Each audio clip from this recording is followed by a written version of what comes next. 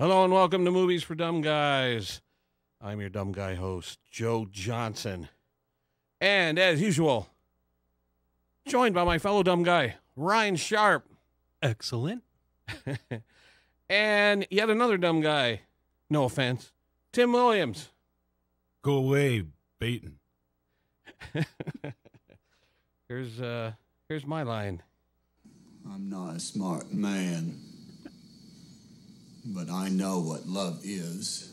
So, the theme of tonight's podcast on Movies for Dumb Guys is something I've been wanting to do for a while.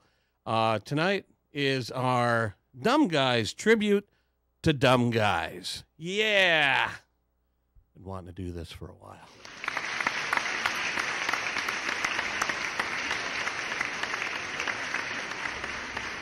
So let's get right into it. The number one dumb guy on my list of dumb guys.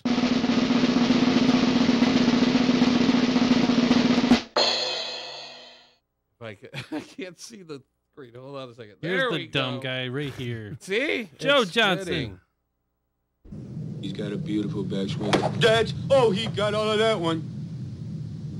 He's got to be pleased with that. The crowd is just on its feet here. He's a Cinderella boy. Tears in his eyes, I guess, as he lines up this last shot. He's got about 195 yards left, and looks like he's got about an 8 iron. This crowd has gone deadly silent. Cinderella story, out of nowhere. A former greenskeeper now about to become the Masters champion. It looks like a miracle. It's in the hole! It's in the hole! Hey, young fella, I was hoping to squeeze in 9 holes before this rain starts. How many times have you quoted those lines while playing putt-putt golf? I quote that when it doesn't even fit. I still. I want you to kill every golfer on the course. Check me if I'm wrong, Sandy, but if I kill all the golfers, they're gonna lock me up and throw away the key. Golfers! They're great kid, not golfers. The little brown furry rodents. We can do that. We don't even need a reason. I think Bill Murray as Carl Spackler is the greatest dumb guy in movie history. This is back in the 80s. Caddyshack came out in 1980 when Bill Murray can do no wrong. Just hit after hit after hit after hit in the 80s.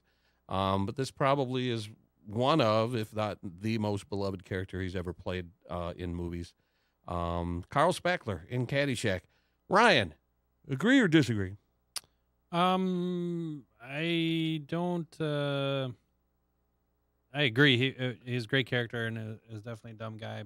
I think I did this a little differently. I was picking movies that were like the whole thing was, tribute to dumb movies, dumb guys. So not one particular. That could character. fit too. So, but yeah, I definitely I quote him all the time. I have a towel on my golf bag that talks about I was hanging out with the llama. So I says to the llama. Yeah. So I got that going for me. So definitely. Don't go there. No. Kentucky Wheatgrass. So yeah, no, great character, great quotes, and he definitely added a wonderful element to that movie. Classic. Right back. And then one more of these right on top of Cannonball. Cannonball coming. Tim, your thoughts on Carl Spackler? Yeah, he would definitely be on the list. My original list had him on there, but when I whittled it down to top 10, because I did it the same way that Ryan did it, I did more movies than characters themselves. So, yeah, he's definitely one of the all-time classic, iconic dumb guys in movies, but he did not make my list. Here it is. It's no big deal. Man in the boat overboard. All right, we can go on and on and on, but we're going to move on to number 2 on my list. Just one of the, I love the way this movie starts. I was born a poor black child. Navin Johnson in The Jerk, 1979, played by Steve Martin. This movie was a phenomenon when I was younger. Boop, boop. So many classic lines, so many classic moments. I had read something recently that Steve Martin kind of cringes when he watches this movie because he felt like he was too over the top. But at the time, I thought it was perfect. I just thought it was one of the funniest movies ever at the time. The new phone book's here! The new phone book's here! Well, I wish I could get that excited about Nothing? Are you kidding? Page 73, Johnson, Navin, R. I'm somebody now! Millions of people look at this book every day! This is the kind of spontaneous publicity, your name in print, that makes people! I'm in print! Things are going to start happening to me now. Have you ever done that? I can't tell you how many times the phone book has arrived and I've grabbed it and jumped up and down and said, the new phone books are here, the new phone books are here. Do they still make those? I think you still occasionally see them in plastic bags on people's doorsteps, but they probably go immediately to the recycling center. Yeah. Ryan, your thoughts on The Jerk? I know him. Hey, I resemble that remark. You know, I never got into The Jerk. Really? Yeah, and I don't know if like it was one of those things that by the time I got to an age where I could appreciate it, it was outdated a little bit, and you know how there's those movies out there that you definitely have to see it at the time. Oh, and sure. then if once you love it, you always love it, and maybe that was the case with this one. I don't know. Not my favorite, and although I don't argue the fact that I told somebody today that I bet you The Jerk's going to be on Joe's list. Oh. Yeah. So not surprising at all. And he deserves. I'm picking out a thermos for you, and maybe a barometer too. And what else can I buy so on me you'll rely? A rear end thermometer too. Tim, help me out here. Nope, I agree with Brian. I was only 7 years old when this movie came out, so I think I saw it. Now that I think about it, I don't know if I've ever actually seen it uncut. I think I've only ever seen it on television, honestly. Oh, my God. But, the parts that I liked, the parts that I saw, yes, I liked it. But, it was just, like Ryan said, it was just a little bit before my time. It was a movie that my dad loved, and I remember him, talking about it, but it just wasn't one that, I was obsessed with Star Wars, so. You know what? I don't need you to. Star Wars. The ashtray and the paddle gamer, that's all I need. And this remote control. The ashtray and the paddle game and the remote control, that's all I need. And these matches. That's all I need. All right, then we'll move along. I will say this. I prefer Steve Martin playing characters like that than his... And he's great at playing straight up, straight characters too, but I kind of miss the days when he'd play the goofy, stupid characters. Oh, I agree, yeah. All right, moving on to number 3. This ranks pretty highly. Let's see, I want to play this clip right here. You want to take a dinghy? No, I took care of that at the press conference. Lieutenant, The feeling is mutual. Cuban? No, Dutch-Irish. My father was from Wales. Lieutenant Frank Drebin, 1988, The Naked Gun, played by Leslie Nielsen, one of the all-time great dumb guy characters in movies. Ryan, you have to agree with me on this one. Well, I don't. But I need to start hanging out with my own kind. But I did tell the same person that Naked Gun was going to be on Joe's list, along with one other movie that we'll see if you put on there. But again, another movie that, as a kid, I actually liked this movie. I enjoyed this movie. There's just other ones that I think trump it that, make it so it's not on my list. So. Don't want any more trouble like you had last year on the South Side. Understand? That's my policy. Yes, well, when I see 5 weirdos dressed in togas stabbing a guy in the middle of the park in full view of 100 people, I shoot the bastards. That's my policy. That was a Shakespeare in the Park production of Julius Caesar, you moron. You killed 5 actors. Good one. Tim, Frank Drebin. That would never fly today. Yeah, no, this did not make my list, but sure. I mean, I liked these movies and I liked the Police Squad television show. But yeah, when I was compiling my list, that's not kind of what I was thinking of when I made it. Only because probably because of the genre of movie itself. It's just he wasn't like a dumb guy. He wasn't necessarily like a dumb guy, and everybody else was playing it straight. Uh-huh. I mean, it was just ridiculous situations going on through the whole thing, and he just happened to be another character in the movie. I don't know. He's a pretty great dumb guy. All right. Moving on to number 4. I want to play this little clip from one of my favorite movies, Star Wars. La, la, la, Luke. Luke, I am your father. Lorla. All right, that's not Star Wars. That is Tommy Boy, the late, great Chris Farley playing Tommy Boy in the 1995 movie Tommy Boy, one of the great dumb guys in movie history. Ryan, come on. Can't be 0 for 4 here. Joe. Of course, it's Tommy Boy. It's like one of the best movies ever. It's so many quotes in this movie. It's such a great movie from start to finish. It's held up over time for me as well. I think it was just really well written and acted beautifully. Tragedy that he's lost us. I think he would have just turned like 55 or something recently. Oh, that would have been his age? Yeah. Like his birthday just passed. I saw something on that, and it kind of made me a little sad. But, yeah, so many quotes in this movie. David Spade was amazing in this movie. Also, their chemistry, man. Yeah, their buddy great. chemistry. Yeah, it was great. Great movie. Don't do it. That guy in a little coat. That guy in a little coat. Don't.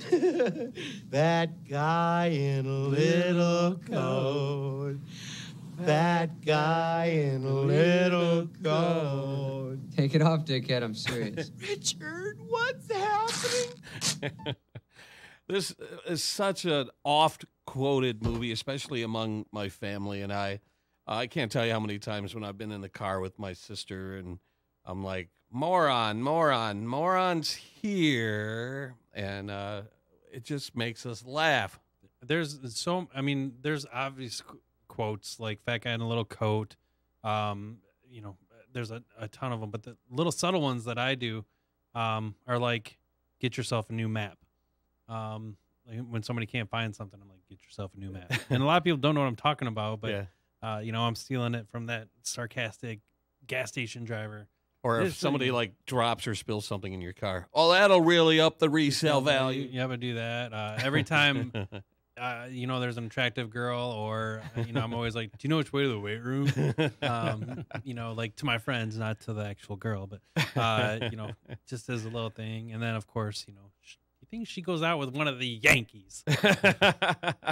I know. How many times have you knocked down a hotel door? It was like, housekeeping. All the time. For the love of God. Every time. Never not have I. Even when I'm in the hotel alone, I think I probably still in my head say it.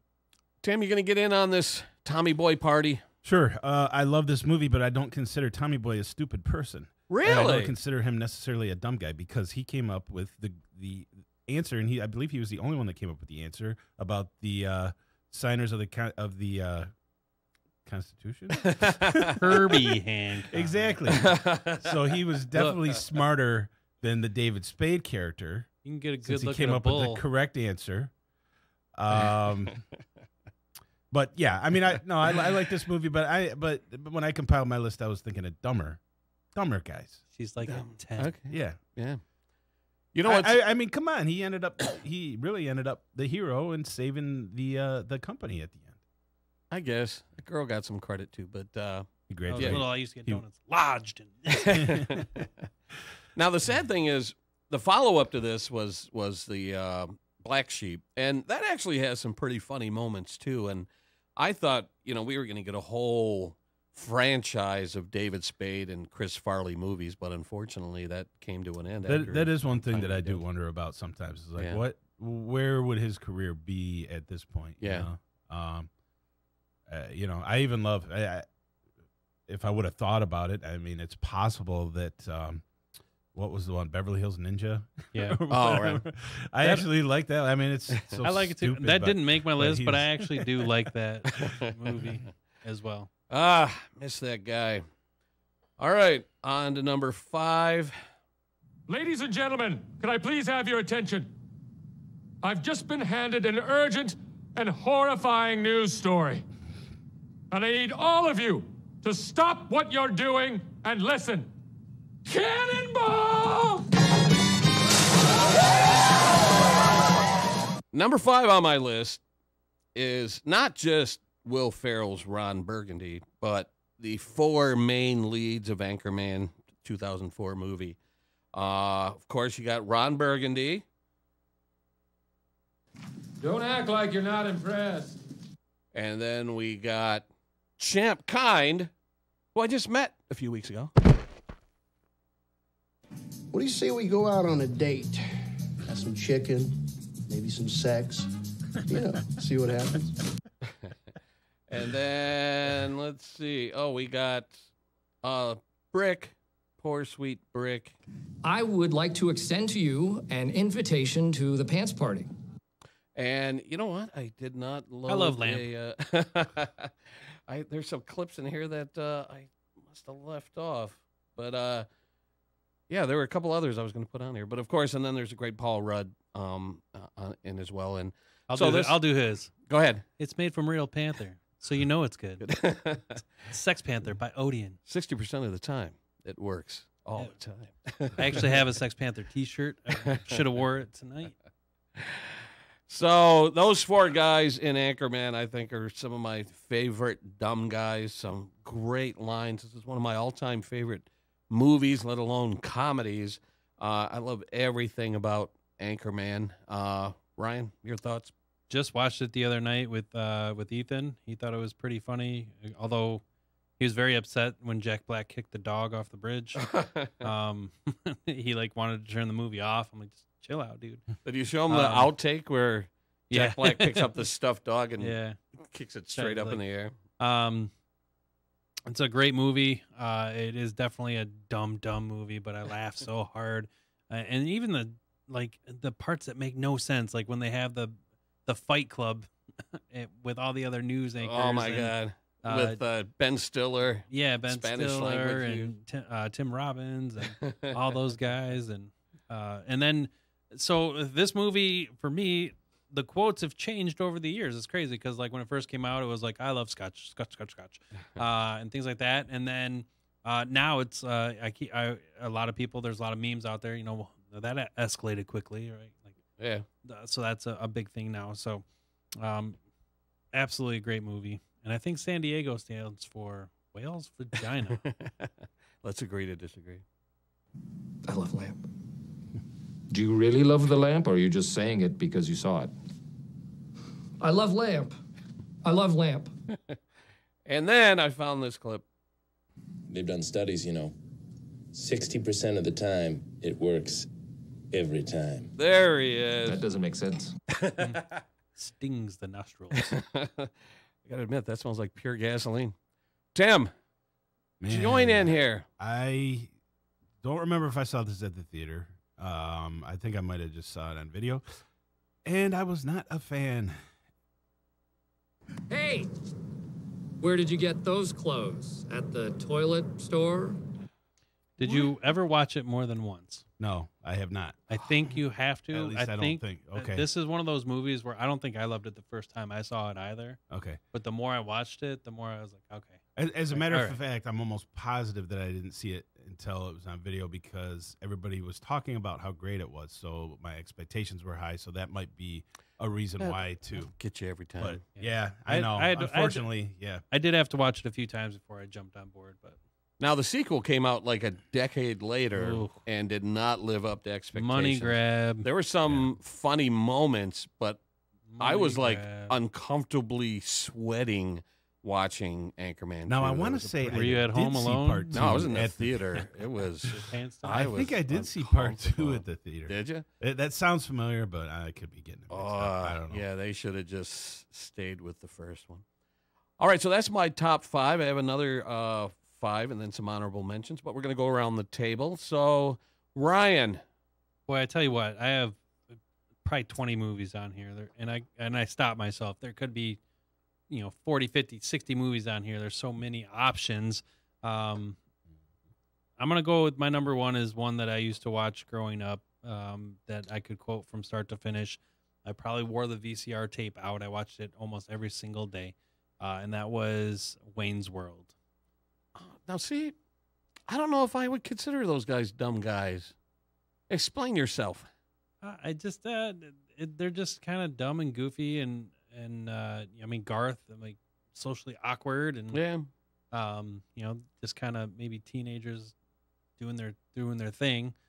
Maybe not a literal dumb guy, but it's kind of like a dumb movie. And that's what these are for me. They're dumb movies, like brainless, just entertainment that is kind of goofy and fun. If I was to hand out an award for best movie based on a Saturday Night Live skit, that would probably go to Wayne's World. Would you agree? Only because there's the argument that the Blues Brothers were a musical act. Oh, right. Yeah, we went over that. Yeah, so they performed on SNL as a musical act, not necessarily a sketch. Right. But so it's Blues Brothers for me, but with that argument, Wayne's World for sure. Yeah. And then there was that surreal reference in Bohemian Rhapsody where Michael Myers played a character that referred to the scene in Wayne's World, which is pretty. I think he reintroduced that song to the world. Oh, sure. It to the like next climbed down the generation. charts again, yeah. And I still see little kids like that have never seen Wayne's World. When it gets to that part, they start headbanging. So definitely a pop culture influence. Now, Tim, you brought up a point one time where you said one problem you had with this movie is that young people, even though they weren't all that young at the time, but young people wouldn't be drawn to classic rock. Was that? My issue with the movie because I honestly really loved the SNL skits. I don't think the movies lived up to the skits personally, but one of my main issues with that was because they were supposed to be these like hip guys. And they were listening to, they were like obsessed with like Aerosmith, who was like an old band at the time. Yeah. I just felt that it would have made a little bit more sense if they would have been into like, I don't know, Guar or Slayer or something at that point. New, but or even like Metallica or something like that. But like Beavis and Butthead did a couple years later. But that's a valid point. But I do know that there are those groups that latch on like. When I was growing up, there was a group of people that were all about the Beatles, like they had just been released. Right. Yeah. So, no, I mean that was just like a minor complaint. That's just something that I remember about the movie, but I just didn't think that there was some great parts in it, and I laughed during the first one.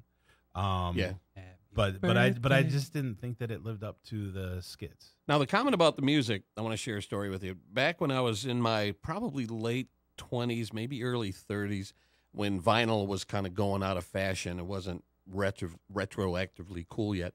I packed up all my vinyl records and went to some used record shop with this case full of records, and the owner was kind of flipping through it. And this young guy, like 14, 15 years old, came running over to see what I had.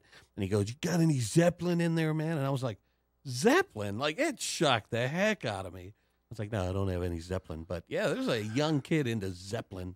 I mean, yeah, I'm not saying that never happens, but I just think it would have drove the point home a little bit more if they would have been into a more contemporary band at the time. And not, like, totally obsessed with like you that said, band.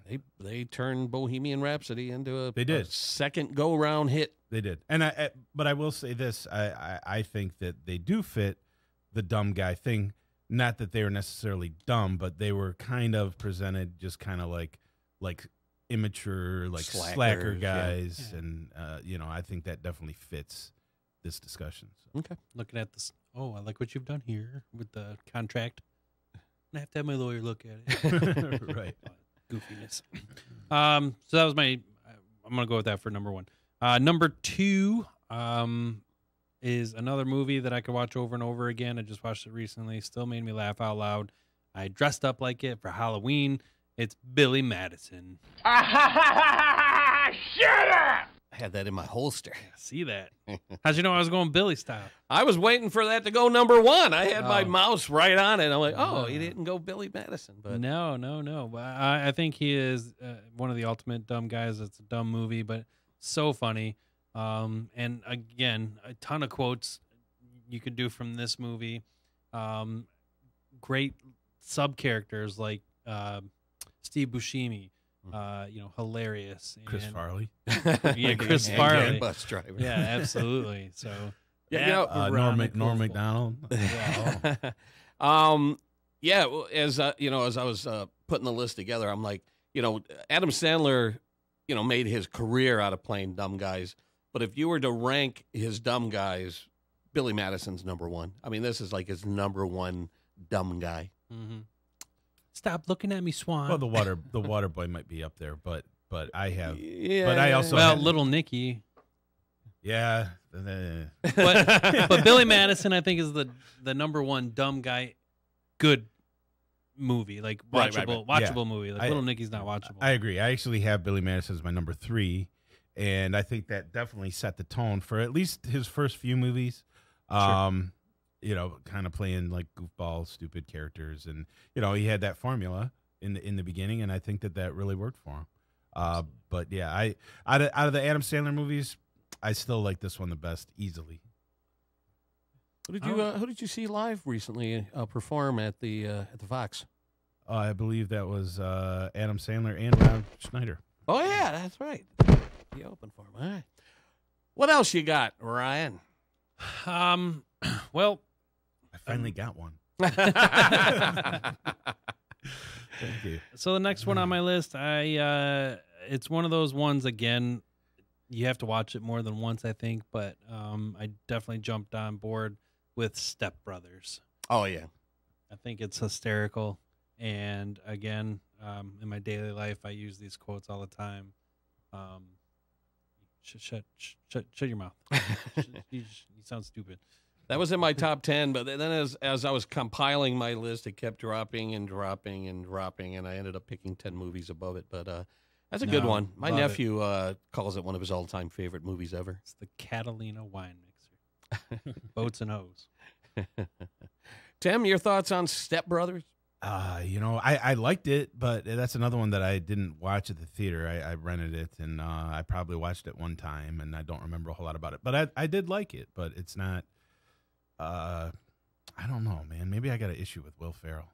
Really? I don't think I do, but I just think he plays kind of the same thing over and over, and he's just involved in the same type of movie. See, I disagree, because when you compare, say, Anchorman to one of my upcoming mentions, Ricky Bobby and stuff, to me, those are completely different characters. I think characters, but it's the same type of movie. It's the same type of just stupid, over the top, ridiculous situational humor. I like it. Me too. I'm going to share a little story. One time when I was in LA in 2005, I was looking for something to do. It was a rare, rainy California day, and I was... was it Sunday? No, it wasn't a rainy Sunday. I think it was a Tuesday. And I'm like, what's there to do on a rainy day in California? And so there's this website that you can go to called On Location Vacations, where you can find where they're filming movies and stuff. And I'm like, well, let's see what's in production in LA today. And I saw that Drunk History was in production. I'm like, oh, I love that show. So they list the address and everything. So I drive down, and it's this big old mansion that had been purchased by the Red Cross as like their headquarters. And I see like security out front. And I see all the production trucks and everything in the parking lot. And so I asked the security guy who had this poncho on. I'm like standing in the rain. I said, "It's Drunk History, right?" And he kind of looks around. And he says, "Yeah." And I said, "Who's on set today?" Having no idea. Mm-hmm. And he said, "Will Ferrell." And I laugh now. I'm like, that was a great security guard. Hey, yeah, Will Ferrell's right in there. That goes back to Wayne's World with Chris Farley. He's like awfully important for a security guard, don't you think? There you go, throwback. So I stood in the rain for an hour in a pouring rain, and I wandered over back into like craft services, hoping to catch a glimpse of something. And the security guard's like, yeah, you're not supposed to be back here. And I'm like, I know. So I walked back outside the gate and stood there just outside the gate for an hour. And then they saw they were starting to pack up props and stuff, and the vehicles started leaving. And I'm like, I guess I'm not going to see anything. And then this white van pulls up, stops right in front of me. I'm standing at the passenger side, and I see this curly-haired head of hair in front of me, and he turns, and it's Will Ferrell. He's 6 inches away from me. And so I didn't know what to do because my phone was in my pocket because it was raining. And so I just waved at him, and he waved back, and then the van drove off. And I'm like, well, what are you doing over there? That's his new name drop. So I got to see Will Ferrell, and then I found out months later that the episode they had filmed was he was playing, I don't know how to pronounce his name, Roald Dahl, the guy who did James and the Giant Peach and all these books and stuff. So he was playing that character about how he was a spy working for the government at the time. But it was cool to be able to be that close to Will Ferrell and get him to wave back. So I threw that little note out. Good job. Ryan, what else you Number got? 4. I'm going to go with a really obvious one, Dumb and Dumber. Ah, yeah. That one I thought was going to be higher on your list, too.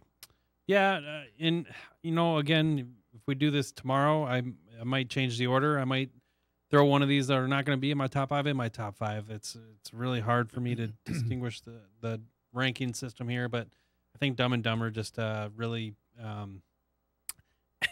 we actually my school went on a field trip and saw this in the theater. What? My school went How on a did they field justify trip. that? I don't know, but we went on a field trip and saw Dumb and Dumber. Nice set of Hooters you got there. I beg your pardon? The owls. That shocks the heck out of me. I'm gonna go sit by the bar and put out a vibe. Yeah. Sam, Why are you going to the airport? Flying somewhere? Tim, your thoughts on Dumb and Dumber? I actually have this as my number 8. This is it's just a great movie. I mean, just so many classic moments, so many classic lines, so many classic scenes. It's just great. Yeah, where do you stop? Where do you start? Where do you stop? Right. Like Now, this is probably. Did you guys ever see the sequel? I never got around. I to did. see it. Nah, I never- The I actual sequel. Yeah, Was it any I did. good? I heard they just kind of rehashed everything from the first movie. no, but Okay. it definitely wasn't great. Now the sequel okay. was It the definitely one. made me. You're talking about Dumb and Dumber, right? Yeah. Not the 1.5. Oh, I'm talking about the one with these guys. Yeah, the 20 years later. Yeah. Yeah. Where like Jim Yeah. Carrey was in the Not the insane 1.5. asylum, Yeah. and it was all a gag, like 20 years. Oh yeah. my god, That's how they bridged the gap of why. Yeah. But so that was dumb. But Here's okay. Yeah. but I there was never got there around was to laugh seeing out it, loud but- moments in that Okay. for me. All right. Here's my a little here's- more raunchy. Here's my Okay. favorite line from the first one. You mean not good like 1 out of 100? I'd say more like 1 out of 1,000,000. So you're telling me there's a chance? That's probably the most quoted line from that movie. So you say I got a chance. Eh? Just yesterday I was texting and a GIF came up and a GIF came up from the movie The IOU. I was like, oh, this one's for $275,000. Might want to keep that. So just it's all over the place. It's quoted everywhere. It's a great iconic movie, and I mean, just the bathroom scene is like Oh my just God. one of the greatest scenes ever. I forget which film. talk show it was, but Jeff Daniels was on some talk show, and I think he was like nominated for an Academy Award or something. And whoever the host was says, "We got a clip from your movie," and they turn to the monitor and they play the clip of him on the toilet, and they're like, "Oh, geez, sorry about that, wrong clip." And at the time, like he was a pretty respected actor at the time, Right. And for him to was do the whole thing about a it. diarrhea joke was Right. like. I remember okay. people being surprised at how well he played, that dumb guy character because of all the stuff that he'd done previously. But Yeah. Yeah, this You is also- definitely in my top 10. You also got to throw out there the Big Gulp improvised scene. Where, Oh, that was improv? Yeah. I didn't know that. Yeah, Refresh my memory. Where Jim Carrey walks out of the like 7-Eleven and there's two guys like sitting there drinking Slurpees and he's like, Big Gulps, eh? Well, see you later. And I say that all the time. Well, see you later. That's how I leave most of the time. So like you know, in that awkward situation. Well, Yeah. see you later. I use that one a lot too, especially like when you just walk up to somebody and you're like, hey, whatever, you know, especially like I do this at work because I'm like, you know, I'll walk up to somebody and be like, hey, and whatever, they don't acknowledge you, so you're like, okay, well, see you later, or whatever, or like big gulps, good gulps, huh? Or just walk up to people. What do you say when you meet a hot woman from Austria? Throw another shib on the Barbie. It's just full of great lines. I just light my farts on fire.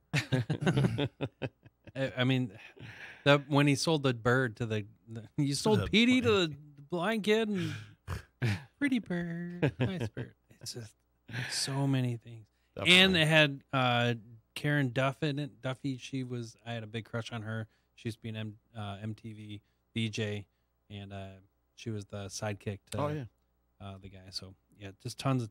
And the vehicle Mutt Cuts. Oh yeah, that's spawned a whole big thing too. So. Yeah, my friends who collect actual size TV and movie cars, they built a replica of the Mutt Cut van, and you'll see it at Dream Cruise and a bunch of other downriver cruises and stuff. So yeah, look for the Mutt Cuts van traveling the streets of Metro Detroit. There you go. All right, so to round out my top 5, and again, this is a super tough decision. I'm gonna go with one just to bring it into just to be able to talk about it because it's not gonna be on anybody's list, and that is another Adam Sandler movie, and that's My Boy. Now, I'm guessing that you guys haven't seen it. I have not. It got atrocious reviews, Yes. and I may have mentioned this on the podcast before. Here's my relationship with Adam Sandler. A new movie comes out, critics trash it. I avoid it in the theater, and then I see it on video and go, what the hell were the critics thinking? This is hilarious. And that happened with quite a few movies, and then all of a sudden the critics were right. And so when this came out, critics just destroyed it, and I just never bothered getting around to it. So you're saying it's worth a look? I think it's worth a look if you go into it in the right mindset. It's not a great movie, but I think it's freaking hilarious.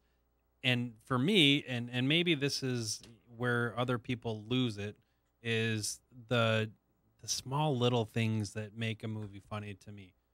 Get Shorty's another movie like this that has really funny parts in it, but not everybody picks up on it. Like in Get Shorty, when he's like, oh, you didn't skim the pool, when he's supposed to be going to check out a burglar. Oh, right. Like that to me is funny.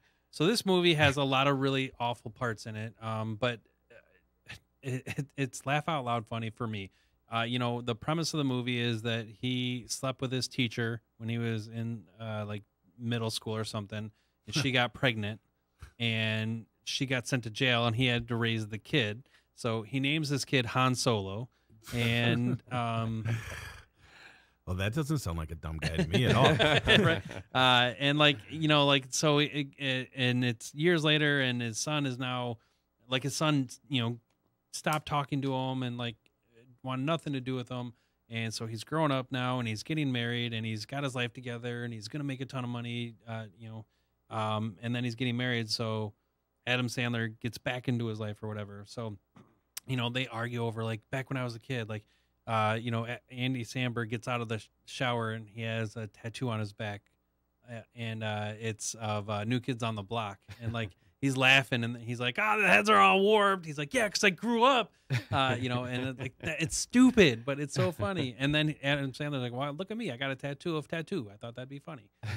So he got, the plane. So it's a tattoo of tattoo. So stupid stuff like that. And the outfit he's wearing, Andy Samberg makes fun of the outfit, like, oh, what? So I can dress like you and look like Han Solo or whatever? And he's like, good one. Now, I've said all this. I'm leaving out the best part of the movie. The best part of this movie is Vanilla Ice. Vanilla Ice is in this gonna have movie to- and knocked it out of the park because it's so like he talks about when that song is when Ice Ice Baby gets played, I owe Suge Knight money. And Is he Vanilla Ice in the movie? He plays yeah, himself? Yeah, Oh, he plays okay. himself. All And right. so Donnie Berger, this character, like partied with him back because they were both like popular at the same time. And like, but now like Vanilla Ice is working at the concessions at a roller rink. And like Donnie Berger goes to get him, and then he's like, "Hey, I'm going out." And who is it? And he's like, "You ain't leaving." And it's Todd Bridges, and like working with him. He's like, like it's just stupid. It's stupid, but it's so funny. I do remember when I first heard about the movie, I thought pairing up Adam Sandler and Andy Samberg was Perfect. a stroke of genius. Perfect. But I thought, well, maybe they'll do something different. But did you see this? No, I have not seen this one. I stopped watching the Adam Sandler movies at a certain point. So It's stupid, but I laughed the entire time. All right, I'll have to check it out. You're All right. you're so passionate about this. I might have to check it out myself. It's I mean, other people have watched it and been like, that's just awful. But I think if you go in with the right expectation and look for those subtle little Okay. and my favorite part of the movie might be when Adam Sandler runs up to Vanilla Ice's house and was like, "Dude, Vanilla Ice, I gotta go. Do you still got that 5.0?" And like Vanilla Ice just does like a crossover, like he does a pose, and then Adam Sandler's like, "I don't know what that means. Like, what does that mean?" So just that subtle kind of goof. All right, is that your top 5? That's my top 5. All right, Tim, bring it. Well, my number 1 is going back a ways back for the this podcast. My number 1 comedy movie is also my number 1 dumb guys, and it is the brothers McKenzie. Exactly, from Strange Brew, who originally got their start on SCTV. Strange Brew, as the McKenzie brothers. Bob and Doug, played by Dave Thomas and Rick what's his name? Moranis. Rick Moranis, yeah. I blanked out there.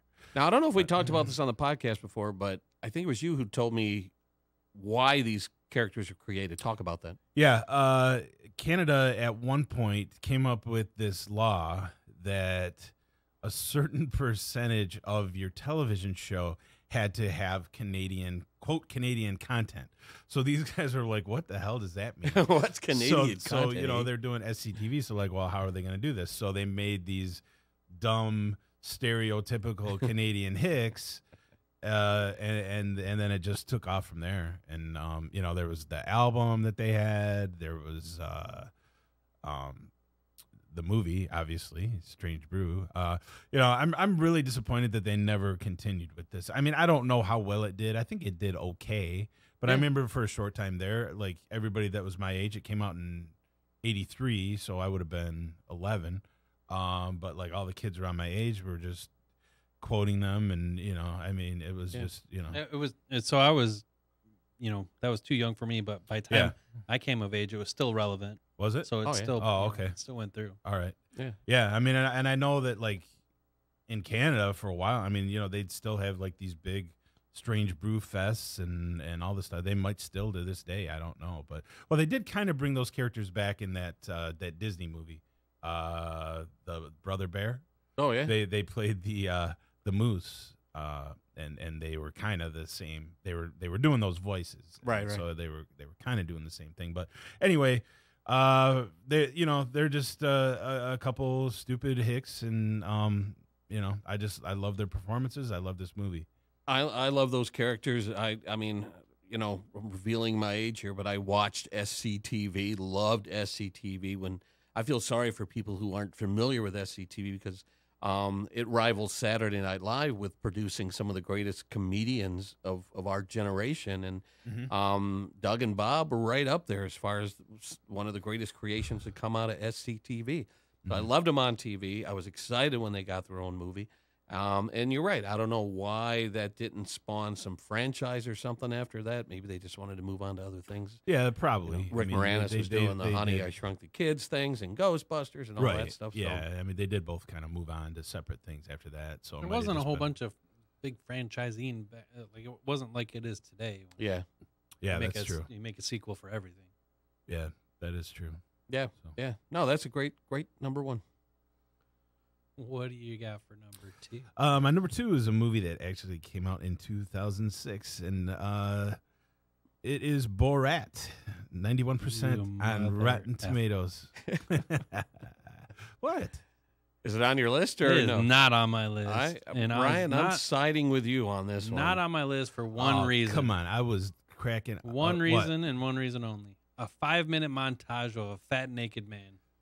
Yeah, that was everybody in the hard to theater. watch. When I saw that in the theater, everybody was rocking in their chairs, laughing so hard. I had tears rolling down my cheeks. I mean, which come cheeks, on. Tim? I first of all, I kind of protest that he's on your dumb guys list because this was a deliberate attempt to make other people around him look stupid. But the character was just something created by him. But I don't think I laughed once in this movie. Oh my goodness! Not once. I never How understood can you it. not? I know that you don't like that type of humor, right? That shock, uncomfortable humor. But right when somebody else is playing that character, like Andy Kaufman that we talked about, and I know you're not a fan of that, but I am, and I thought it was hilarious. Man, and this is another one that for a short period, maybe a year, people were like imitating the Borat, the voice, and my wife. It's I mean, you still hear somebody every once in a while say, "Her vision hangs like the sleeve of a wizard." Yeah, don't you, Ryan? You want to throw anything out don't there? Nope. All right. Next, my number 4, and is that Kazakhstan? This one could be from Kazakhstan. My number 4 could probably be debated on if this guy is actually dumb or a misunderstood genius, and that would be Napoleon Dynamite from 2004. That I had completed my top 10, and then when I sat down here at my microphone and I saw this, lucky, I had to run back and adjust my list to include Napoleon Dynamite. Yeah, both him and Pedro are classic movie dumb guys. I think. And Kip, yeah. I mean, there's a bunch of them. And Rico. Rico and Deidre, what's his name? Yeah. You think I get crap because I go home to Darla every night? Yeah. And this was a movie, too, that I rented. And I think was Netflix around back then? When it came out? No, I don't think so. Oh, okay. So I must have rented it from Netflix might have been. I'm saying they sent you the DVD. Yes, that was so. I got this DVD. I'm pretty sure from Netflix. Yeah. Watched it. I could not get through it at first. It was like I had to watch it in increments, and then finally, and my ex-wife would come in and just like, "This is so stupid. Why are you watching this?" And I'm like, "Well, everybody's saying like how great it is. Whatever. It was nominated for stuff, I think." And then. So then finally I watched it and got through and got it and was laughing about it. And then every time it would come on cable after that, we would watch it, me and my ex. And then finally she was like, she came around too. And then finally she was like, why don't we just buy this? We watch it every single time. So then we bought it and watched it over and over and over again. I've seen this movie I don't know how many times, and I mean it still holds up. I mean for being a movie 15 years old, I think it still holds up. Well, skills. I fell victim to the same phenomenon that you talked about earlier. I didn't see it until after everyone was raving about it, and it was making a ton of money at the box office. And I'm like, all right, this movie better be great. And I sat down and watched it. I'm like, I don't get this. And then some time went by, and then I revisited it, and I'm like, okay, it's kind of funny. And then upon repeated views, it gets funnier and funnier. And I watched it probably within the last couple of months, and I'm like, damn, this is hilarious. So it's one of those movies that grows on you after repeated viewings. It's on my list as well. I definitely love this movie. Again, a ton of different quotes that we could throw out.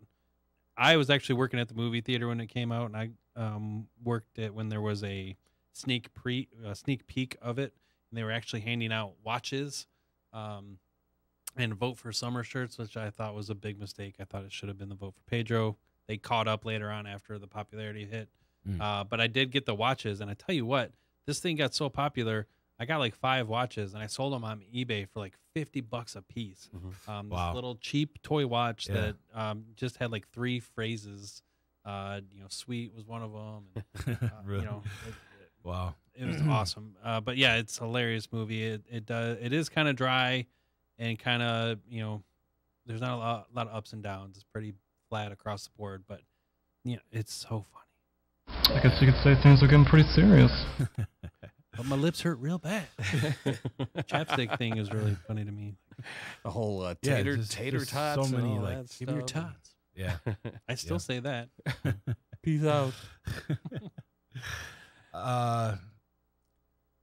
And real quick, Mhm. it's still very influential because look at Fortnite. It's one of the Fortnite dances. Oh, right. Ethan had it is. never seen, he's 12 years old, had never seen Napoleon Dynamite. He's seen it since. He was doing the dance. He knew the Napoleon Dynamite dance from Wow. start to finish. And when I showed him the movie and he saw that dance come on, he got so excited. Thought it was the Really? coolest thing Like the ever. Fortnite dance. Oh, okay. Yeah. So Wow, that's cool. Yeah, I didn't know that. so it's still influencing pop culture. All right, that's a good one. I skipped. Well, okay. Number 3 was Billy Madison. So my number 5 is actually a movie that came out in 2006 by Mike Judge, and that is Idiocracy. That is just chock full dumb guys. Oh my God. But the main guy being Frito, played by Dax Shepard, he was like the dumbest of the dumb, and I mean the whole thing was that Owen Wilson's character, Owen Wilson.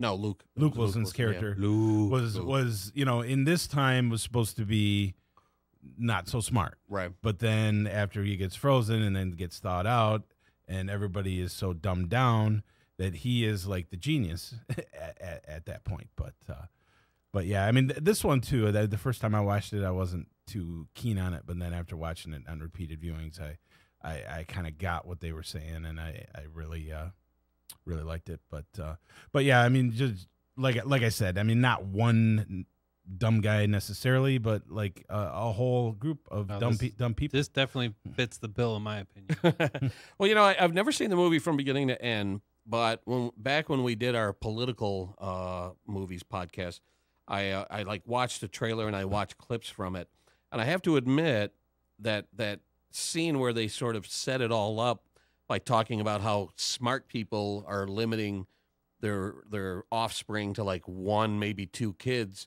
where the worst of the redneck people are cranking out 10 and 12 people. Right. When you do the math and you extrapolate that over time, they're going to rule the world, the dumb people. Right. And so I thought that premise was brilliant, but I have yet to sit down and watch the movie. So in that its is entirety. the only part of the movie that I like. Exactly. Is that part, and it's because it's true.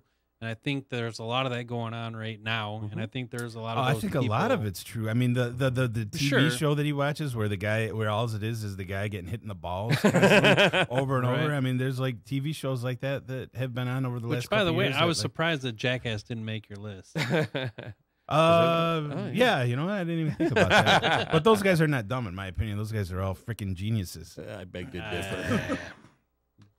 Sure, you guys would. All right, so that's your top 5? Yes. All right. I'm going to do my next 5. We touched on a couple of them. Here's my number 6 dumb guy. Surfing's not a sport. It's a way of life, no hobby. It's a way of looking at that wave and saying, hey, bud, let's party. Jeff Spicoli in Fast Times at Ridgemont High came out in 1982, played classically by Sean Penn. And it's just, to me, it's fascinating that he started out as just being a really minor character in the movie, and they just loved what he was doing, and they expanded his role, and then they shot extra scenes like the dream sequence and stuff like that just to pad the movie with his presence. I think he might have been like one of the first like stoner guys in these types of movies. Mm-hmm. I think he's one of the all-time great movie dumb guys. I love how he didn't even get the role at first. You know the story, right? No, go ahead and share it. How he auditioned and failed, and they didn't like him, and he didn't know how to play it, so they told him to go sit in a room, and he went and sat in a room for, I think it was like 4 hours or something, and then they said, all right, come back in, and we came back in. The first thing he did was walk in and take off his shirt, and like Spicoli was born at that point, and like delivered it like Spicoli, and like They're like, that's what we were looking for. All I need are some tasty waves, cool buzz, and I'm fine. Really, isn't it our time, Mr. Hank? Tim, your thoughts on Spicoli? Yeah, I didn't put him on my list, but yeah, he is definitely one of the greatest dumb guys in cinematic history. Thank you. I'm glad you approve. Now, if there was a Dumb Guys Hall of Fame, and we may have to consider that, Will Ferrell has to be in the Dumb Guys Hall of Fame for all the different roles that he played. And here's one of my favorite Will Ferrell Dumb Guys. Dear Lord, baby Jesus, or as our brothers to the south call you, Jesus, we thank you so much for this bountiful harvest of Domino's, KFC, and the always delicious Taco Bell. I just want to take time to say thank you for my family, my two beautiful, handsome, striking sons, Walker and Texas Ranger. Dear tiny Jesus, your golden fleece diapers with your tiny little fat balled up fist palm. He was a man. He had a beard. Look, I like the baby version the best. Do you hear me? I win the races and I get the money. Ricky, finish the damn grace. Love Talladega Nights. I've watched this movie over and over and over. I think it's one of Will Ferrell's best dumb guy roles. Ryan, you agree? I absolutely agree. It's on my list as well. A ton of different quotes from a ton of different people. If you're not first, you're last. You even cut off some of the best parts of the, I crack up every time. Dear 6 pound, 8 ounce, baby juice. And then I went back and forth with somebody on Facebook. Like, we played off of each other, the whole, I'm contractually obligated to say thank you to Powerade and your new mystical blueberry mist. One of the things I love about this movie is watching the surrounding characters trying to keep a straight face, because a lot of the dialogue was improvised, and you can see them trying so hard to keep it together. And like when Will Ferrell sticks that knife in his thigh, and you see like Michael Clark Duncan, like you see like he's almost ready to lose it, man. I think he did Will Ferrell. I think in the outtakes, I think he did lose it and stuff. When he's running around like, "Help me, Jesus! Help me, Tom Cruise!" Like that was I quoted that when that movie came out like crazy. Like, so many good parts in this, and John C. Reilly was a great supporting actor in this. Totally fed off of him, and I love how he doesn't see anything wrong with sleeping with his wife. And he's calling him up from his house. Yeah. Hey, I'm hearing some noises and stuff. Yeah. You know, an idea I have for a future Dumb Guys podcast is great comedy duos. And I think Will Ferrell and John C. Reilly are up there. I think together, when they're on screen together, we talked about Step Brothers, man. Those guys make but magic. Then they just did Holmes and Watson. Yeah, I haven't seen it yet, but yeah. But those two guys are normally funny together. Tim, you a Talladega Nights fan? Yeah. I mean, this is another one that I've probably only seen one time, but I did enjoy it when I saw it. And he didn't make my list, but definitely could be one of the greatest dumb characters of all time, if you break it down. Number 9 on my list, one of my favorite movie dumb guys. So why don't you make like a tree and get out of here? Biff Tannen from Back to the Future. Great dumb guy bully, which we haven't had much of on today's podcast. Dumb guy bully. I think Tom Wilson, who played Biff, did a great job, because he not only did he play him as a teenager, but he played him as an old man, and then back in the old Western days, and he put a spin on each one of those characters, and I think it's a really underrated performance. Hello? Anybody home? Hey, think with fly, think. You a Biff Tannen fan? How could you not be? Every part of this movie is gold. It is. It really is. One of the greatest movies of all time. Yeah. Tim? Yeah, I agree with that. I wasn't, I mean, when I compiled my list, I was thinking more along the lines of movies itself. Right. So, I mean, but yeah, definitely Biff Tannen should definitely be up there as well. We talked about Napoleon Dynamite, Billy Madison. I wanted to throw out an honorable mention to Inspector Clouseau of the Pink Panther movies, one of the greatest dumb guys of all time. Played in multiple movies by the great Peter Sellers. First one came out in 1963, and they did a whole series of them. And he kind of he set the tone for future dumb guy movies. He was so perfect in this. Ryan, definitely. Round out your list. All right. So number 6 is going to be Happy Gilmore. Again, just kind of a dumb guy movie kind of thing. Not necessarily he was the dumb guy, but he definitely wasn't the smartest crayon in the box. But again, great quotes, great movie. Oh, yeah. I forever and a day said greatest golf movie ever was Caddyshack. Worst golf movie ever was Caddyshack 2. That was, that was the joke. And when Happy Gilmore came out, I held true and no, Caddyshack is it. I love this movie, but no, Caddyshack is it. But over time, I'm like, I think Happy Gilmore has overtaken it as the greatest golf movie. I don't know if I'd agree with that, but it's a close second. And it's also my second favorite Adam Sandler movie, second only to The Wedding Singer. Same with me, and I enjoy Happy Gilmore more than I enjoy Caddyshack. I will say that. Yeah. No, good. Yes, good. Stupid Joe and his sound effects. I know. The crowd spoke. Yeah, and with the mouth click. There's so many movies on here that I want to talk about. I don't know what to do. The next one, we don't have to talk about this one, but I'm just going to throw it out there. Joe Dirt, definitely a dumb guy. Oh, God. But you can't deny. I got to share this story.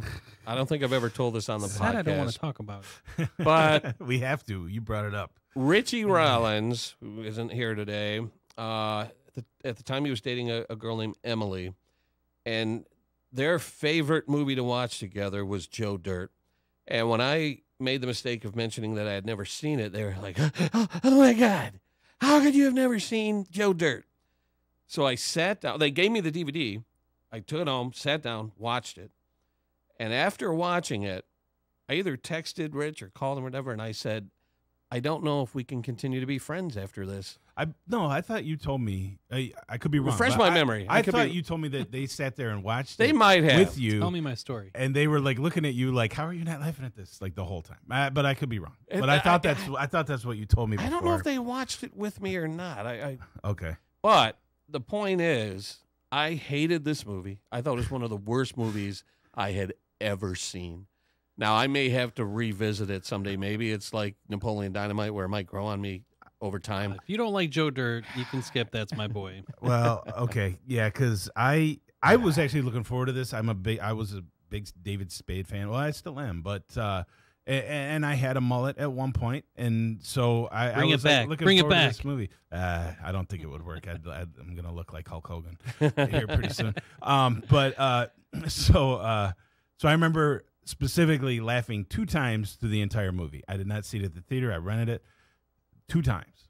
When the poop went on his head and when the dog's balls got stuck to the porch. That was it. Oh, no, there's a ton of funny parts in this for me, but it is a dumb movie. So again, I guess going into it knowing that it's a really, really, a B movie. Yeah, maybe definitely. That's the mindset makes or breaks a movie. I can't remember if I mentioned this on the podcast before, but I saw David Spade do stand-up comedy at the Hollywood Improv, and he walked right past me to get up on stage. He did like 15 minutes, and as he came off stage, I put my hand up, and he high-fived me on the way off the stage, and he had the most soft, beautiful hands I've ever touched. When we saw him at the Comedy Store, that's all you could talk about was how soft this man's hands they were. Beautiful. Were. David Spade has beautiful hands. He could be a hand model. Joe's a big collector of things, and I wouldn't be surprised if one day there's a mold of David Spade hands in his bedroom. I haven't washed my hands since. So we talked way too much about that. I didn't want to do that. But, so that's a great dumb guy pick, though. I will allow you that. Thanks. Because all I care about is your approval. I guess I'm just gonna. Are we running? Keep going. We're fine. All right. I'm running the show here. I just have a lot of movies here. So The next one on my list is Biodome. Pauly Shore. Pauly Shore and Is that his best Stephen one? Ball. No, it's not. What's Pauly Shore's best movie? The best movie? What was the farm one? The Son-in-Law is my favorite, and that would be the Okay. farm one. All right. That one has a ton of quotes, and I crack up still to this day. Like, it is, definitely a fish out of water, and it's just very entertaining and hilarious.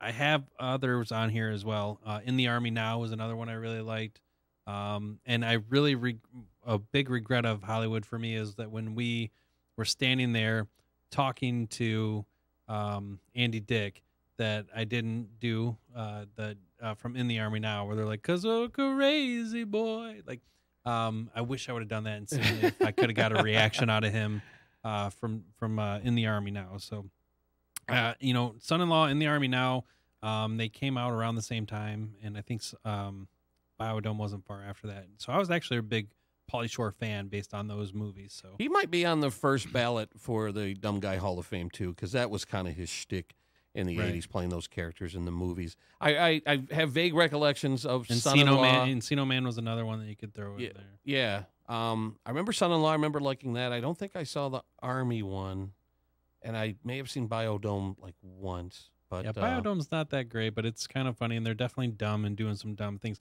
And I liked it because it took the aspect of, they were going into this environment that was whole and pure, and these scientists were trying to keep it that way, and then they trash it, and then they're like, well, this is what real life is like, so let's see if we can fix it. So they do things to improve the environment after it's already been trashed. And since that's kind of what we've done, I like that aspect of it, of trying to correct, all the crap and pollution that we've done.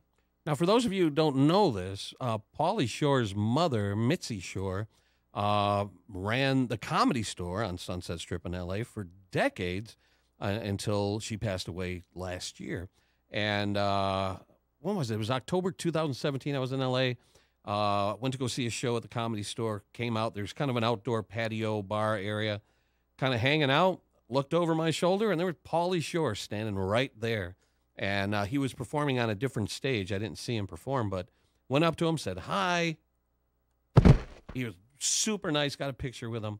And now I don't know if he's taken over the management duties at the Comedy Store, but if you're ever in L.A. and you go to the Comedy Store, you may run into the great Pauly Shore. Absolutely. Great is a stretch. But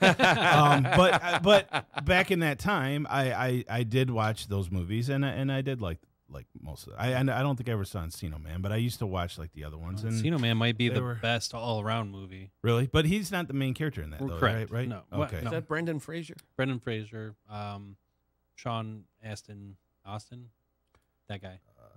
Yeah. Rudy. From Lord of the Rings. Samwise Gamgee. Yeah, there you go. Yeah, whatever. right. That guy, too. Anyway, all right, so moving on.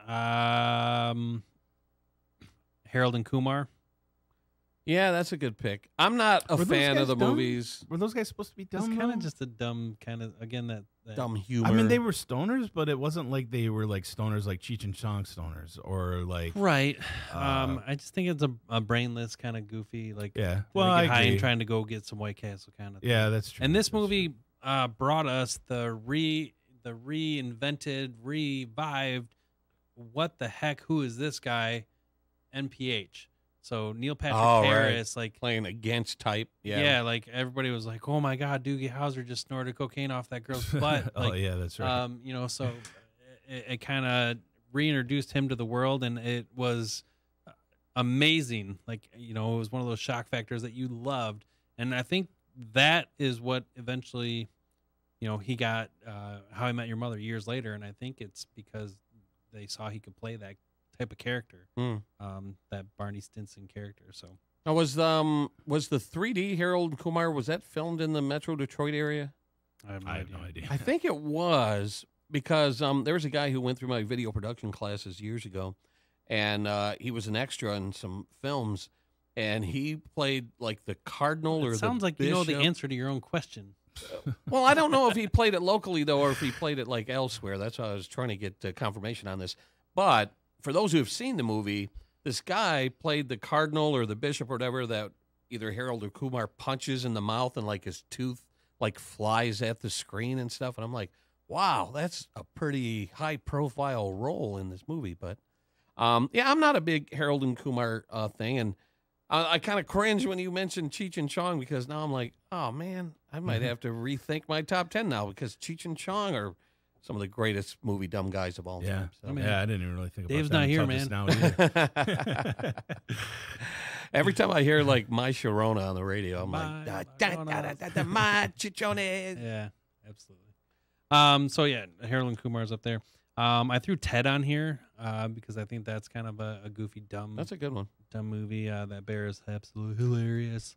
Definitely. First one's much better than the second one. Yeah. Second one was okay. Yeah. First one, I think, it was still classic. enjoyable. I'd watch it, but yeah, I agree. Ted's one of those movies when I went in with really low expectations, walking out pleasantly surprised. Like, it had heart, and it was hilarious, and it was much better than I expected. I threw Waterboy on here. I know we kind of talked about that a little bit earlier. I have Ernest Goes to Camp. I know you hate Ernest. I know you hate Ernest, but you can't deny it. Can't deny that was a dumb guy. No, you're right. It belongs on this list. Porky's I threw on here. Good one. Here's one that you guys don't know. It's called Chairman of the Board. I've seen it. Sounds familiar. Really? God awful. I'm so impressed. But I liked Carrot Top, and I liked his liked his comedy.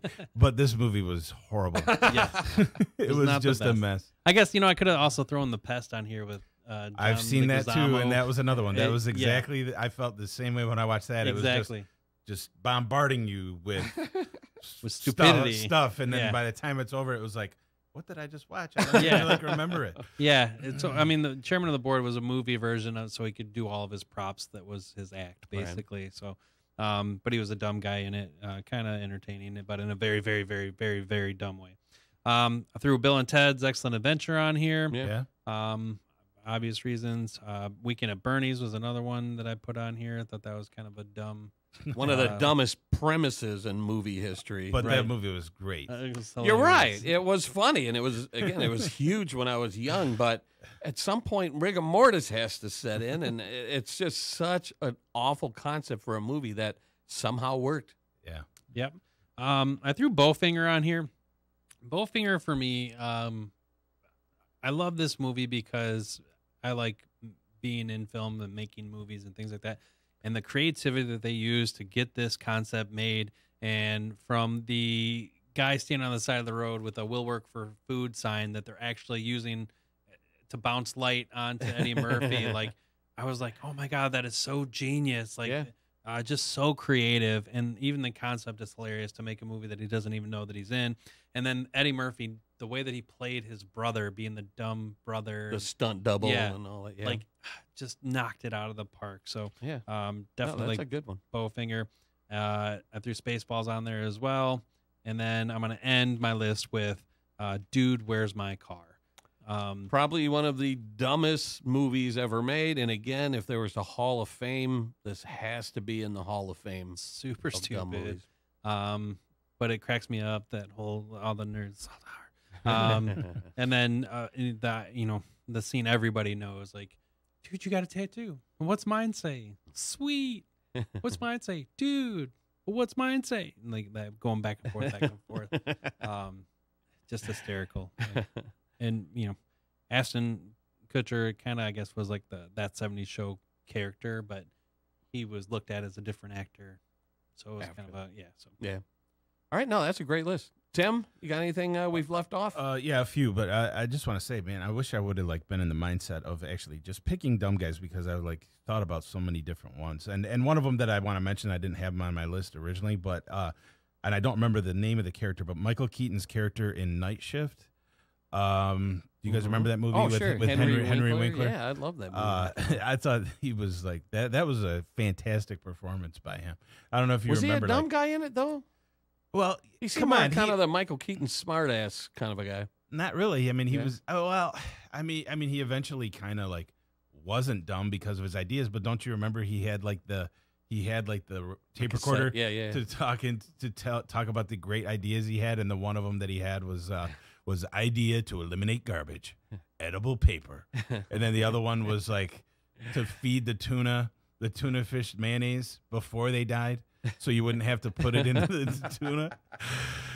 So I would classify him as a dumb guy. Yeah. Now, when you mentioned Michael Keaton's name, the movie first genius. Yeah, the movie that popped into my head was Multiplicity, where he cloned himself, and as he made clones of clones of clones, they got stupider and stupider, and he's licking the pizza and stuff. Yeah, so that was a great dumb guy movie. Yeah, that was just one of them that popped in my head when we were like talking about this. But my actual number 6 was and it's just different characters from this movie, Waiting for Guffman.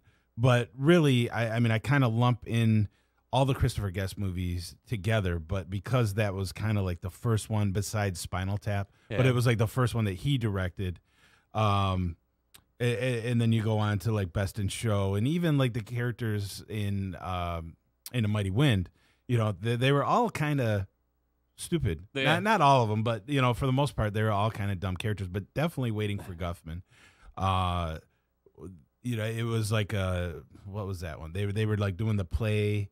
And a big critic or something was supposed to come watch it. There was a word that he was going to come watch it, so they were all like excited, and they thought that they were going to go to Broadway or something if he came and saw this play, and like you know, Eugene Levy. I mean, like he seems like he plays a lot of dumb characters in the Christopher Guest movies. And, yeah, I would put Spinal Tap at the top of dumb movies as far as dumb characters in movies. Yeah. Because every member of that band was a moron. Yeah, but yeah, no, I totally agree with you. And there's just some laugh out loud funny dumb moments. Like I watched A Mighty Wind again recently, and one little moment that made me laugh out loud is when they have the set all set up for the big PBS telecast, and Bob Balaban is pointing things out, and he's like, these sets are not in 3 dimensions. He's like, yeah, but the audience will see that. And then he's what's that up there? And he's like, those are the lights. And after asking like 4 or 5 questions, a guy just smacks him in the head, and it made me laugh out loud. Yeah, that character, you definitely want to do that too. So yeah, I was glad that he did that to him. But yeah, that part was hilarious. No, that's I'm glad you brought those up. Those are a great entry on these lists. Ryan, you ever see any? No, not my style. Movies? Not my really. Like, I mean, I've watched like A Mighty Wind and Best in Show and stuff like that, and it's not that they're not entertaining. I didn't love them. I think probably the best dumb guy moment in Spinal Tap is when they're called out onto the stage and they wander around the maze of the hallways trying to find the stage, and they pass the same guy multiple times on the way out there. That is hysterical. Yeah. So my number 7 is a movie that came out in 1998, and that is Basketball.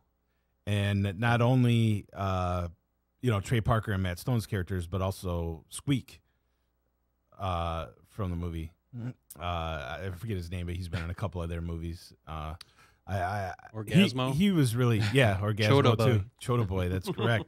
And he was also in Cannibal the Musical. But yeah. Now we know we're in the final third of the podcast when Tim starts pulling out Cannibal the Musical. But yeah, I remember seeing this movie, and I just laughed through the whole thing. And the Trey Parker and Matt Stone really don't like it because they were just the actors in it. They really had nothing to do with the writing of it or anything. They don't like it? They're not huge fans of it. I love this movie. I saw it once, do too. I mean, and you really couldn't. No desire to revisit it. I saw it Really? one time. It was like my favorite Parker and Stone movie is World Police. Team America. Yeah. That made me laugh out loud. Yeah, I liked that. I mean, it had its moments, but I liked Basketball much better. Actually, Basketball, it cracked me up. And again, just the small little things that make me crack up. Yeah, like when they're kids and they're like, when I grow up, I want to be a sports star. And then it shows him peeing off a porch, and the next scene he's like, when I grow up, I want to have a sports bar. But that's kind of true to life. There's all these athletes in 6th grade that are not good, and adult and they drink a lot, and like that transition I thought was just hilarious, and amongst many other things, and their digs on Robert Downey Jr. I think was really because that's when he was having his alcohol issues. This kid is his blood pressure is 180 over 90, but he smells like Robert Downey Jr. Well, he showed them. So he did. He really did. But other than that, great pick. I am a little bummed I forgot about it because I definitely enjoyed this movie myself. Well, speaking of Parker and Stone, if we're talking dumb guys in their movies, we got to throw Cartman from South Park, Bigger, Longer, Uncut. That movie was pretty damn funny from beginning to end. And it definitely is. But I don't know if I could classify Cartman as dumb. Really. Out of those, those main characters, I think he's the dumb one of the group. Well, I would agree with that, but I think he's just more Screw you guys. I think he's more just like a selfish glutton, and who didn't know like a kid like that when we were growing up? Yeah, I still know that spoiled brat. I mean, really, he's just like a spoiled brat that didn't have any discipline. I mean, he had this single mom. We're not saying that causes that, but we're gonna get the letters. The letters. I retract it. No, but what I mean by that is the unsubscribe. the mom spoils him to death and yeah. turns him into that character because she's a single. He's pretty awful, but yeah, he is. All right. My number. I real quick. Also, I want to throw out for basketball Bob Costas.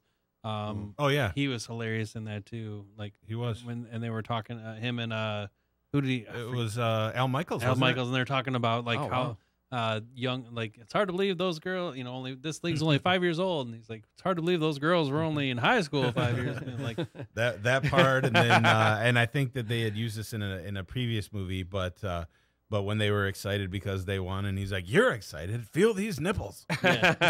I think Bob Costas had used that in another movie before too. But awesome.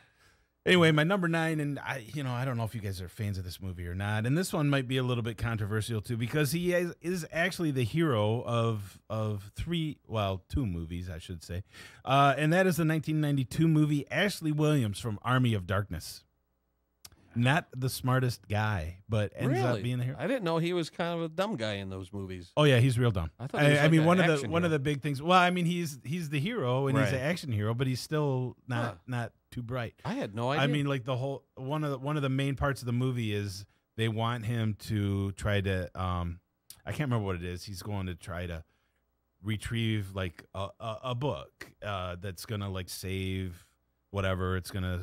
The wizard needs the book or whatever, so he sends him on this mission, and he tells him, "Hey, when you get there, you got to say these 3 words. Remember these 3 words: Klaatu Barado Nikto."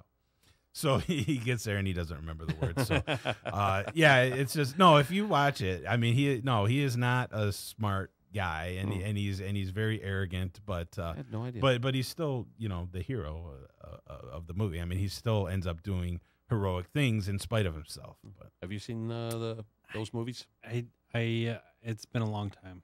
I think I saw. All right, once. I challenge you guys to just skip over. Don't worry about the Evil Dead movies that set him up, because this is kind of like a different movie. But watch Army of Darkness, and I mean, because it is funny. I mean, it is really funny, and there's a lot of action in it, and it's I watched it recently, and I think it still holds up. I promise you, I will watch it this October. Okay. It'll be one of my Halloween movies. Okay, well, I believe you promised that you were going to watch something else last October, and that didn't happen either. So I won't hold my breath. But but you saying that made me think of Evil Dale and Tucker. Oh, Dale and Tucker, yeah. You know what? I thought about that too. But again, when I thought about it, those guys really are not dumb necessarily. They were perceived as being that way from the college definitely students, perceived that way. But I think that would fit in there too. Yeah. And just that movie is fantastic. It is. Too. It's one of my all-time favorite horror movies. It's just great. It is. Now this one you guys probably have not seen. It actually starred Jason Priestley in a fantastic performance, the greatest performance that I've ever seen him in. I don't know if that sentence has ever been uttered. It's a movie that came out in 1995. I don't even know if it was released in the theater, but it's called Cold Blooded, and he is like just kind of this like loser guy that ends up getting involved in the mob, and he turns out to be just like a fantastic hitman. And then he ends up with this girl who wants to get him out, so he's trying to figure out how to get him out of it. But his performance is just so. I mean, it's barely even a performance. Like the whole thing, I don't even know what it is. It's like barely a performance. Well, yeah, because he doesn't have. I mean, it definitely goes against type in this movie, and I think that might be why I really liked it. But yeah, he walks around with his arms straight down the whole time, but he turns out to be just like this amazing like hitman because he's just kind of dumb. Like I've never heard of it. I didn't know this existed. Well, I own it on VHS, so I challenge you to watch that one as well sometime. All right. I don't have a when VHS. we get into gangster movies, you'll have to watch that one. I'll have to All right. download that. I thought of one more before you wrap things up. Talking about accidentally falling into something. Bill Murray in The Man Who Knew Too Little. That's a good one. I can't believe I forgot that. I never saw that. That was it's definitely worth the watch. He is, and he'll tell you in the movie, he works at Blockbuster Video in Des Moines, Iowa, and he's mistaken for this like spy hitman kind of thing, and like he thinks he's on a like his family like paid to have like a movie experience kind of thing, but it's actually real life. And so he's like thinks that the props are dumb and the guns are dummy guns, and like he's just going through it like he's playing a part, but it's actually real life. And laugh out loud funny. I challenge you to watch The Man Who Knew Too Little. Okay. Now I'm surprised that you didn't bring up. Well, I mean, I guess were the Three Stooges actually in movies? Well, they did shorts that were shown in theaters, and I don't know. I mean, maybe I just didn't consider them because they were mostly in shorts. Yeah, they did. Thought some about it, featured but length, but yeah, for what they're known for. And then the movie a few years ago was not that good. So. Oh yeah, where actors played the Three Stooges. Yeah, so that's I think Stooges. We're gonna save them for another day. One pair of dumb guys I thought about putting on my list, but they kind of dropped off. Were the Wet Bandits, the Home Alone Wet Bandits? Yeah. They were pretty damn stupid. Now, how about Shaun of the Dead? I saw that. I didn't even really think about. I saw that on a lot of lists until just now. But I mean, other than the fact that they were so oblivious to everything that was happening around them, but eventually they caught on. But you might want to look at that whole. What is it? The Cornetto trilogy. Cornetto trilogy. Yeah, they not kind of so much in Hot Fuzz though. I mean, he was like the really good cop, that excelled at everything in that one. So yeah. All right, so that wraps up our Dumb Guys tribute to Dumb Guys. I'm so glad we finally got around to doing it. And thank you guys. Thanks for bringing it. Thank you for listening. And we will see you next time on Movies for Dumb Guys.